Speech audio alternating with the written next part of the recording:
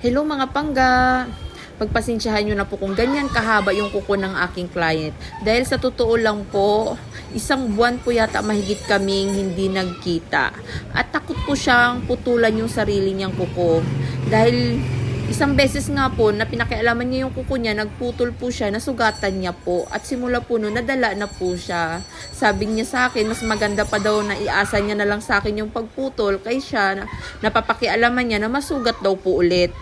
Pero malambot lang naman at madali lang po talaga linisan yung paa ni client. Yun nga lang po, nasubrahan siguro sa tagal kaya baon na po yung mga kuko. Pero sobrang lambot, as in ang lambot ng dry skin niya, ang sarap-sarap po linisan ng paa niya. Ayan po. Maliban nga po dyan sa baon na po yung mga kuko, minadali niya pa po ako. Kasi may lakad po yan siya nung time na yan. Sabi niya, aaten siya ng binyag. Kaya pala may panay sundo na sa kanya sa bahay. Sabi niya, ate kaya ba ng 30 minutes? Sabi ko, 30 minutes? Tapos ganyan po kahahaba at kababaon yung kuko. At hindi naman pwede madaliin dahil manipis po yung balat niya. Sabi niya, sige lang, kahit putol na lang, putulan mo na lang yung kuko ko, tapos tanggalin na lang yung mga, yung mga dry skin daw sa gilid ng konti. Basta malinis lang daw tignan. Kaya sabi ko, naku, parang hindi talaga ako kontento. Kaya sabi ko, sige, kuskusin ko na lang, bibilisan ko na lang ng sobra. Kaya sabi niya nga po, ikat ko na lang daw po yan. Tanggalan na lang ng side, okay na daw yun.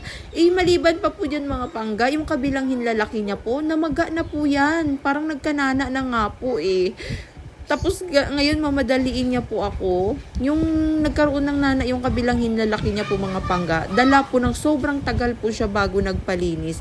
As in, baon na po yung mga kuko. Ayan po, tingnan niyo po. Yan. Ayan po. Ayan. Dahil sa binaunan po yan ng kuko, parang may puti po, parang nagkanana na po. Dahil sa kuko po yan na nakatusok dyan, baon na po. At masakit na nga po yan. Sabi niya, ate, kung kaya ko pa talaga, kung hindi pa talaga nasakit to, hindi talaga ako pupunta. Kaso sobrang sakit na po. Ayun, pagkakita ko nga po, pagupit ko nga po ng kuko na yan, nakita ko po yung nana na yan. Ayan. Pero mabilis lang naman po natanggal. Ayun lang po mga pangga. Maraming salamat po sa panonood. At sa hindi pa po nakapalo sa Pangga Nail Salon, please follow nyo po yung Pangga Nail Salon.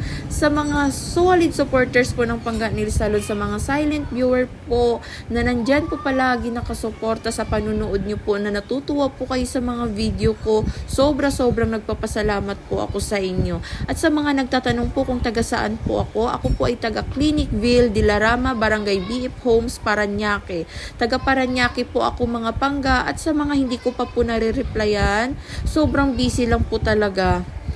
Pagpasensyahan nyo na po kung hindi po ako nakakapag-reply agad. Pero sinisikap ko pong ma-replyan po kayo agad. Maraming salamat po sa pag-intindi at pag-unawa nyo po. Ayun po, mag-iingat po kayo palagi. God bless po!